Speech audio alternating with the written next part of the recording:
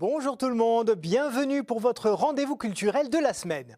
Une petite question comme ça entre nous, juste pour commencer. Êtes-vous hexacosio yexeconta hexaphobique?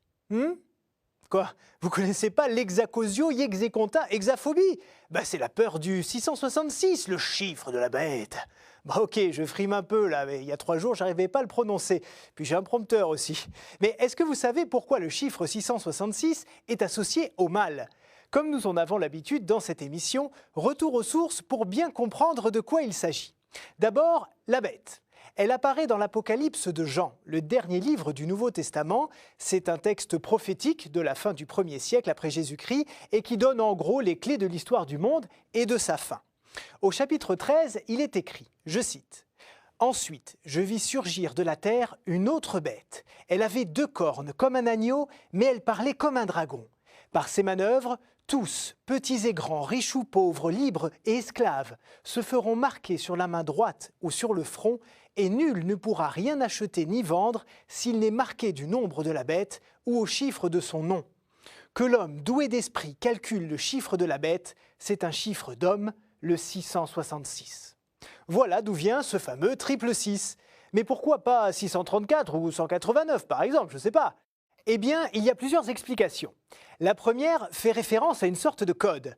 Pour les peuples qui n'ont pas de chiffres, comme les Hébreux, à chaque lettre est attribuée une valeur numérique. On pouvait donc facilement trouver des sens cachés aux mots. Pour le 666, par exemple, saint Irénée a émis l'hypothèse qu'il correspondait à la somme des lettres de l'Athéinos, qui veut dire Empire romain. Dans la même lignée, certains historiens affirment que ce 666 fait écho à 2 empereurs romains, bien connus pour avoir été particulièrement cruels avec les chrétiens, César et Néron. Regardez, si on retire les voyelles, leurs noms correspondent en hébreu à QSR, NRWN. Et quand on additionne la valeur de ces lettres, ça donne 666. Une façon de dire, de façon symbolique du coup, que la bête, le diable, Satan, représente tout ce qui est contre les chrétiens, donc contre Dieu. Et puisqu'on parle de symbolique, voici une version sans doute complémentaire. Dans la Bible, les chiffres ont toujours un sens particulier. 7 est celui de la perfection, de la création aussi qui a été faite en 7 jours, rappelez-vous.